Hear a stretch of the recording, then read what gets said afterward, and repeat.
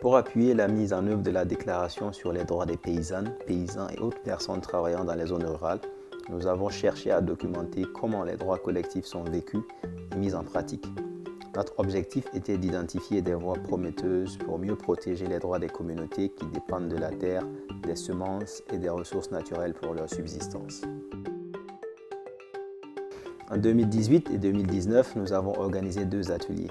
Le premier a été organisé par IRPAD et a réuni des participantes et participants venus du Burkina Faso, du Sénégal, du Bénin, du Niger, de Guinée et du Mali. Le deuxième a été organisé par l'Alliance pour la souveraineté alimentaire en Afrique, AFSA, et a réuni des participantes et participants venus de Tanzanie, du Kenya, d'Éthiopie et d'Ouganda.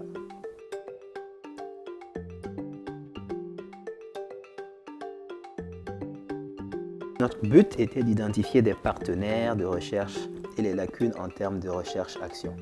Nous voulions nous assurer que nos questions de recherche soient pertinentes pour les acteurs locaux et qu'elles soient élaborées conjointement avec eux, sur la base de leurs expériences. C'est un aspect clé de la recherche-action participative.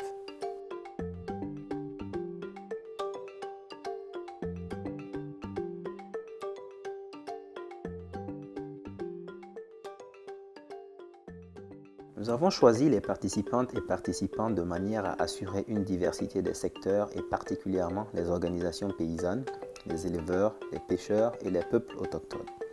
Nous avons également invité les ONG, des universitaires et des juristes progressistes spécialisés dans les droits humains. Nous avons appliqué un quota régional pour avoir un bon équilibre de participants entre les différents pays de la sous-région. Nous avons aussi assuré la parité de genre en vue de garantir une forte participation des femmes.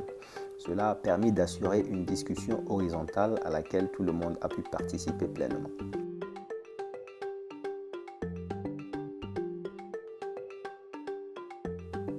Dans le cabaret mondial au Grand Marché, les participantes et participants sont divisés en 3 tables. Un animateur ou une animatrice est assigné à chaque table. L'animatrice présente la question, amorce la discussion et note les principales contributions. Le groupe discute pendant environ 20 minutes. Ensuite, les participants passent à la table suivante tandis que l'animatrice reste. Plutôt que de partir de zéro, le deuxième groupe s'appuie sur ce qui a été dit par le groupe précédent. Après 20 minutes, les groupes se déplacent de nouveau à la table suivante. À la fin, le groupe entier passe de table en table où les animateurs de chaque table présentent un bref résumé des discussions. C'est l'occasion de poursuivre les débats et de poser des questions sur chaque thème.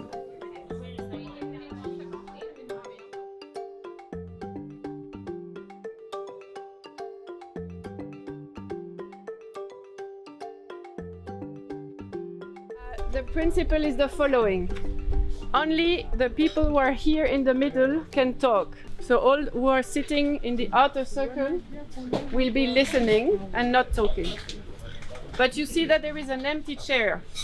So if one of you wants to react to something that is being said, add something, contribute, please stand up and come and sit here, okay?